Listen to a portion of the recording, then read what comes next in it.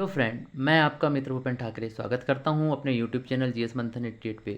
और आज का जो हमारा टॉपिक है वो एमपीपीएससी की यूनिट 7 के अंतर्गत पोषण आहार एवं पोषक तत्व है। तो उसी का हम लोग विस्तार से आज अध्ययन करेंगे। तो सबसे पहले हम लोग देख लेते हैं कि पोषण क्या है, न्यूट्रिशन क्या है। हिंदी में इसको पोषण कहते हैं, अंग्रेजी में इसको न्यूट्रिशन कहते हैं। तो देख लीजिए क्या परिभाषा है इसकी। जीवों को वृद्धि, विकास एवं अनुरक्षण मतलब मेंटेनेंस एवं सभी जैव प्रक्रमों को सुचारू रूप से चलाने के लिए आवश्यक सभी पोषक तत्वों के अधिग्रहण को पोष क्या कहते हैं, पोषण कहते हैं।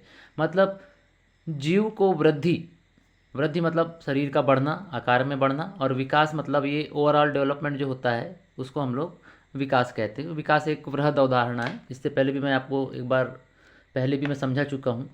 एवं अनुरक्षण, अनुरक्षण का मतलब होता है मेंटेनेंस करना। एवं सभी जैव प्रक्रमों, अब जैव प्रक्रम में क्या क्या हो सकते हैं, या तो श्वसन हो सकता है, पाचन हो सकता है। तो ये जितने भी प्रकार के जो जैव प्रक्रम होते हैं उनको सुचारू रूप से चलाने के लिए आवश्यक पोषक पदार्थों का अधिग्रहण मतलब ग्रहण करना, इसी को हम लोग पोषण कहते हैं। या सामान्य भाषा में हम लोग इसको कह लें संतुलित या स्वस्थ आहार खाना ही पोषण कहलाता है। सामान्य भाषा में बोलें तो संतुलित या स्वस्थ आहार खाना ही क्या कहलाता है, पोषण कहलाता है। अब पोषक पदार्थ या न्यूट्रिएंट्स या पोषक तत्व क्या होते हैं? वे पदार्थ जो जीवों में विभिन्न प्रकार के जैविक कार्यों के संचालन मतलब श्वसन, पाचन, उपापचय, जितनी भी जो क्रियाएं होती हैं है ना, उनके संचालन एवं संपादन के लिए आवश्यक होते हैं, पोषक पदार्थ कहलाते हैं। तो कुल मिलाकर इनसे ऊर्जा मिलती है और उसी ऊर्जा से जो है ये सारी प्रकार की जो क्रियाएं हैं वो संचालित होती है। ठीक है, अब हम लोग देख लेते हैं पोषण के प्रकार। भोजन की प्रकृति तथा उसे उपयोग करने के तरीके के आधार पर जंतुओं मतलब सजीवों को दो भागों में बांटा गया है। मतलब भोजन की प्रकृति तथा उसे उपयोग करने के तरीके के आधार पर जंतुओं या सजीवों को दो भागों में बांटा गया है। एक होता है स्वपोषी, इसको हम लोग ऑटोट्रॉप्स कहते हैं। दूसरा होता है परपोषी, जिसको हेटेरोट्रॉप्स कहते हैं। अब स्वपोषी वो होते हैं वे जीव जो प्रकाश संश्लेषण की क्रिया द्वारा अपना भोजन स्वयं बनाते हैं, उन्हें हम क्या कहते हैं, स्वपोषी कहते हैं। उदाहरण के लिए हरे पेड़ पौधे या हम लोग कीड़भक्षी पौधे कह लें, तो जितने भी पेड़ पौधे हैं चाहे किसी भी किस्म के पेड़ पौधे हों, ये अपना भोजन प्रकाश संश्लेषण की क्रिया के द्वारा बनाते हैं। ठीक है, इसलिए स्वपोषी के अंतर्गत सिर्फ और सिर्फ पेड़ पौधे आएंगे, मतलब इसमें प्लांट्स को ही रखा जाता है।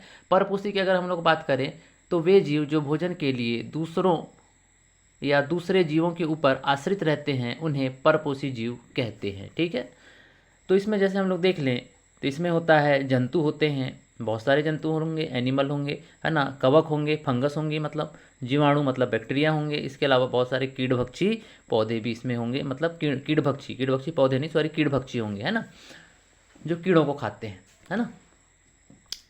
स्वपोषी तीन प्रकार के होते हैं। सबसे पहले पूर्णजीवी या इसको पूर्णभोजी भी कहते हैं, या इसको होलोजोइक भी कहते हैं।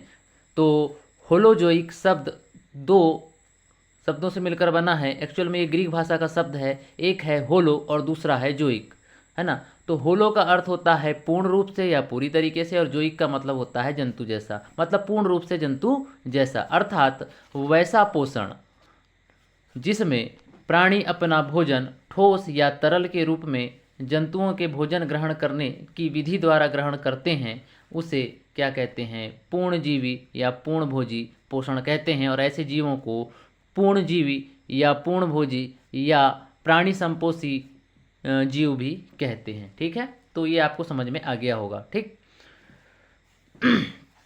अब इसमें भी कई प्रकार होते हैं, मुख्यतः चार प्रकार हैं इसके है ना, होलोजोइक के।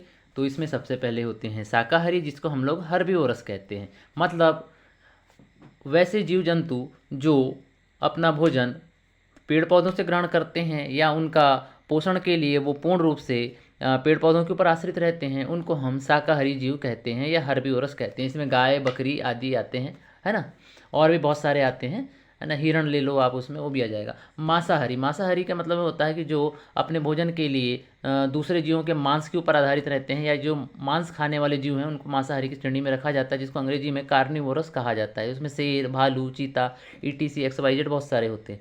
सर्वाहारी में हम लोग देखें तो इसको ओमनीवोरस कहते हैं। ओमनीवोरस का मतलब होता है सर्वाहारी। सर्वाहारी वो होते हैं कि जो मांसाहारी भी होते हैं और शाकाहारी भी, मतलब जो पेड़ पौधे भी खाते हैं और अन्य जीव जंतुओं को भी अपना भोजन या निवाला बनाते हैं, उन्हें हम सर्वाहारी कहते हैं और मनुष्य सर्वाहारी की श्रेणी में आता है। ठीक। अपमार्जक या मृतोपहारी, या इसको अंग्रेजी में स्कैवेंजर्स भी कहते हैं, है ना, मतलब जो मरे हुए जीव जंतुओं को खाते हैं, है ना, उनको हम क्या कहते हैं, मृतोपहारी या अपमार्जक भी हम लोग कहते हैं, जिसमें सियार, लगड़बग्घा, गिद्ध, चील आदि आते हैं। ठीक है। तो जैसे आपने देखे होंगे जो लगड़बग्घा होता है वो मरे हुए जानवरों को खाता है, जिंदा जानवरों को खाने की उसकी औकात ही नहीं है ना। मरजीवी, सॉरी परजीवी, है ना, परजीवी या पैरासाइट, तो यह ग्रीक भाषा का शब्द है जिसमें पैरा या पारा और दूसरा है साइटोस या इसको सिटोस भी कहते हैं, ना, के मेल से बना है, जिसमें पारा का अर्थ होता है पास में, बगल में, या पार्श्व, पार्श्व यानी होता है साइड। इसके अलावा साइटोस का मतलब होता है पोषण। इसमें कुल मिला के बात यह है कि किसी दूसरे जीव के ऊपर अपने भोजन के लिए आश्रित हो जाना। ठीक। अब पहली चीज़ क्या होता है कि इसमें पाचन तंत्र नहीं पाया जाता। इस प्रकार के जो जीव होते हैं परजीवी, उनमें पाचन तंत्र नहीं पाया जाता और ये भोजन के लिए दूसरे जीवों के ऊपर आश्रित रहते हैं। अर्थात इस प्रकार के पोषण में जीव दूसरे प्राणी के संपर्क में स्थायी या अस्थायी रूप से रहकर उससे अपना भोजन प्राप्त करते हैं। ये परजीवी पोषण कहलाता है और ऐसे जीवों को परजीवी कहते हैं। ठीक है। इस प्रकार का भोजन ग्रहण करने वाले जीवों को परजीवी कहते हैं, ये बात लिखी हुई है। उदाहरण में हम लोग देखेंगे अमीबा हिस्टोलिका, मलेरिया परजीवी, है ना। तो अमीबा हिस्टोलिका आपने देखे होंगे कि जो पेचिस से संबंधित जो बीमारियां होती हैं उसका मुख्य कारण ये होता है अमीबा हिस्टोलिका। और जो प्लाज्मोडियम वाइवेक्स होता है, जो एक मलेरिया परजीवी होता है जो मनुष्य के शरीर में प्रवेश करके उसके शरीर में अपनी वृद्धि करता है, जिसके कारण मनुष्य को मलेरिया जैसी बीमारी हो जाती है। इसके अलावा हम लोग देखते हैं मृतजीवी, या इसको स्पेरोफाइट कहते हैं या स्पेरोजोइक भी कहते हैं, या इसको अपघटक या डिकम्पोजर भी कहते हैं। बहुत सारे इसके नाम हैं, है ना, मैंने सारे नाम यहाँ पर अब उठा के लिख दिए हैं आपको, है ना। ग्रीक शब्द स्पोरस या सेप्रोस का अर्थ होता है अवशोषण। क्या होता है ये, एक्चुअल में ग्रीक भाषा का शब्द है सेप्रोस, इसका अर्थ होता है अवशोषण, है ना। कुल मिला के ये है कि मृत जंतुओं और पौधों के शरीर से अपना भोजन अपने शरीर की सतह से घुलित कार्बनिक पदार्थों के रूप में अवशोषित करते हैं, उन्हें हम क्या कहते हैं, मृतजीवी कहते हैं। कुल मिलाकर हम कह लें कि सड़ाने और गलाने का जो काम करने वाले जो होते हैं जंतु, जो जीव होते हैं, उन्हीं को हम कहते हैं मृतजीवी। मतलब जो दूसरी चीज़ों को सड़ाने और गलाने का काम करते हैं उन्हें ही हम मृतजीवी या स्पेरोफाइट या स्पेरोजोइक या अपघटक या डिकम्पोजर कहते हैं। उदाहरण के लिए इसमें बैक्टीरिया आते हैं, कवक आते हैं और रसायन भोजी मतलब अर्थात सूक्ष्म जीव भी इसमें आते हैं। रसायन भोजी मतलब एक प्रकार के सूक्ष्म जीव हैं।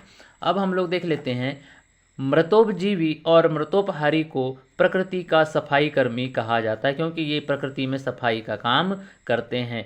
जो मृतोपजीवी होते हैं मृत जीवों को खाते हैं, मृतोपहारी जो होंगे ये भी वही काम करते हैं, मतलब दोनों निपटाने का काम करते हैं, ख़त्म करने का काम करते हैं, कुल मिला के प्रकृति की सफाई भी करते हैं। अब हम लोग देखते हैं कि परजीवी दो प्रकार के होते हैं। थोड़ा सा यहाँ छूट गया था, मैं आपको बताना भूल गया था कि परजीवी के दो प्रकार होते हैं। एक होता है अंतः परजीवी, मतलब इस शरीर के अंदर पाए जाते हैं, जैसे फीताकृमि होती है, एस्केरिस होती है और गोलकृमि होती है, ये शरीर के अंदर उपस्थित होते हैं। इसके अलावा जो बाह्य परजीवी होते हैं जो शरीर के बाहर पाए जाते हैं और वहाँ से अपना भोजन ग्रहण करते हैं, जैसे जूं मतलब जुआ, जोंक जो होता है जो शरीर से चिपक जाता है और रस चूसता रहता है, खून चूसता रहता है। इसके अलावा खटमल, है ना, तो ये बाह्य परजीवी के अंतर्गत आते हैं। इसके अलावा हम लोग देख लेते हैं जो अमरबेल है, एक प्रकार का ये पादप परजीवी होता है। आपने देखे होंगे कि अमरबेल अगर किसी पौधे के ऊपर लग जाए तो उस पौधे को पूरा वो बर्बाद कर देता है, सत्यानाश कर देता है। ठीक है।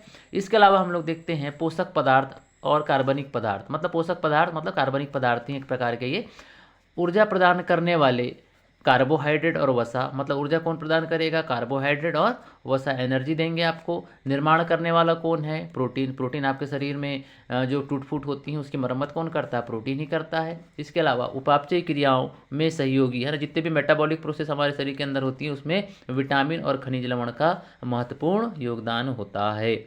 ठीक। अब भोजन के घटक या हम लोग तत्व देख लें तो इसमें कार्बोहाइड्रेट होता है, प्रोटीन होता है, वसा होता है, विटामिन होता है, सेल्यूलोज होता है जिसको हम लोग फाइबर, रुक्षांश या रेशे भी कहते हैं। ये सब कार्बनिक पदार्थ के अंतर्गत आते हैं। इसके अलावा अकार्बनिक पदार्थ की हम लोग बात करें तो इसमें खनिज लवण तथा जल आता है। ठीक है।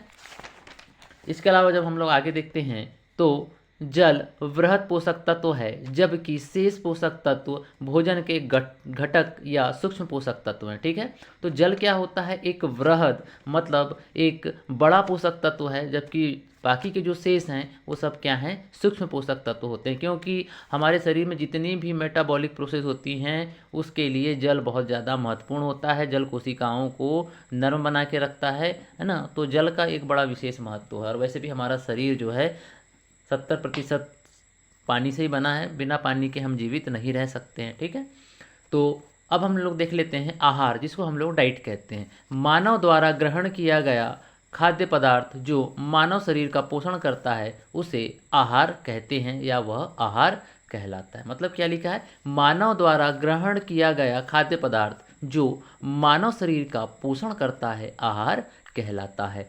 तो इस तरीके का ये आज का एक छोटा सा प्रयास था, और इसके आगे हम सारे पोषक तत्वों को एक एक करके लाइन से देखेंगे। पहले कार्बोहाइड्रेट देखेंगे, फिर उसके बाद वसा, फिर विटामिन, फिर प्रोटीन, मतलब जितने भी पोषक तत्व हैं उनको काफ़ी डिटेल में हम लोग देखेंगे। ठीक है, तो अभी ये आज मेरा पहला लेक्चर था, इसके बाद में हम लोग अलग अलग लेक्चर में अलग अलग पोषक तत्वों के विषय में देखेंगे।